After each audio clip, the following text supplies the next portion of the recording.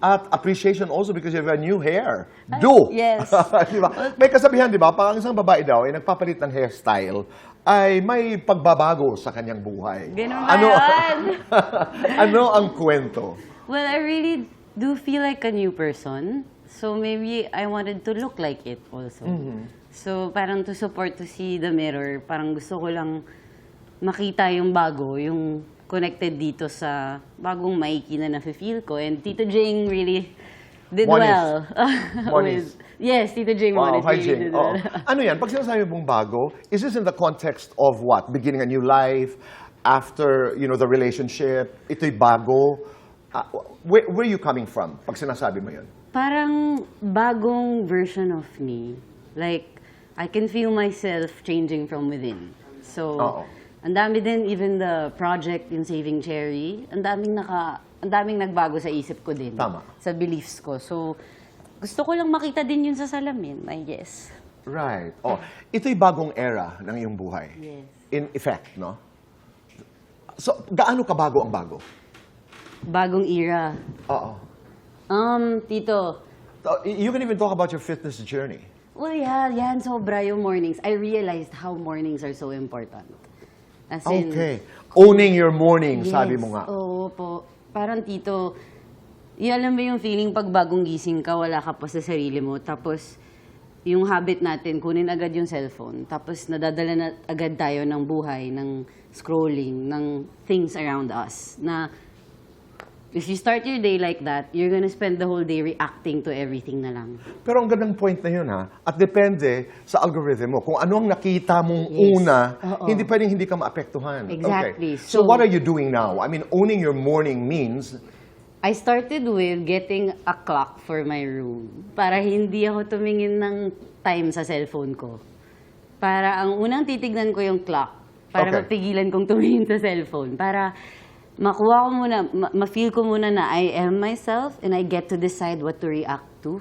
Parang for the okay. rest of the day. I'm more in control. Parang mas may decision making. kasi bago napakatagal na mag-react. panahon, nag-uumpisa ang araw mo, na-react ng react ka Yes. kung ano ang nababasa mo sa cellphone. Nafe-feel ko ganun yung parang masyado na akong, wala na ako, yung sarili ko, nagre-react na lang sa lahat. And yeah, I wanted to change that. Sinabayan mo yan sa what? Did you diet? Did you Nag-member ako sa gym, nag-swimming ako more. I looked for a gym na may swimming pool para I can turn off the sound. Because when I swim, walang signal, wala kang cellphone, Okay. di mo mahawakan. That's parang nag-off din yung signal sa utak ko. I stop thinking. I only breathe. Pero lahat ng ito deliberate, no? Lahat ito conscious. Intentional. Intentional. Yes. Oo. Kailan ginagawa ko to because I want to be a better person. Yes, yes, Ganda exactly. naman. Ang hirap, constant work, pero you have to want it.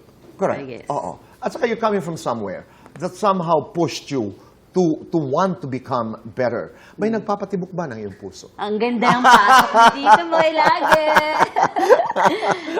Kasi dapat holistic yan, di Yeah, ba? meron, dami. Madami. Okay. Hindi ko ibig sabihin maraming I lalaki. get it. Pero madami. Like projects, yung mga animals na nakita ko, life in general. I'm really excited to see what the next chapters of my life has in store for Really me. exciting. Pero ang ibig kong sabihin, marami, South Africa, Saving Cherry, but meron bang mga binata na nagpaparamdam, umaali-aligid? Tito, parang ayoko na ng binata. Parang ayoko Sandali, na ng... pag-usapan natin yan. Ano ang gusto mo, Mikey?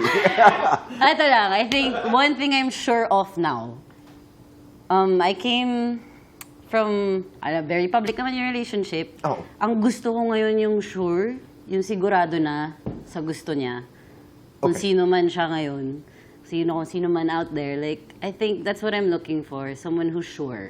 Yun lang. Kaya mo nang makita si Paul na may girlfriend? Oo naman, gusto ko nga siyang maging happy. Gusto Okay. ko. Bakit? Kasi, nag-usap naman kami na yung last usap namin, gusto ko na pag-usapan namin na dalhin namin yung 4 years namin sa futures namin together ng good ba yung memory, wag bad. So, yung lessons from each other, apply namin sa next. Like, ganun yung usapan Again, namin. that's intentional. Mamimili ka Intentional, doon oo. sa mga karanasan. I mean, Oo. huwag tayo magwalo doon sa mga masakit Bad, at oo. nagpaiyak sa atin. It's always a choice, just But like yeah. love. But it takes a lot of maturity to be able to do that. Hirap.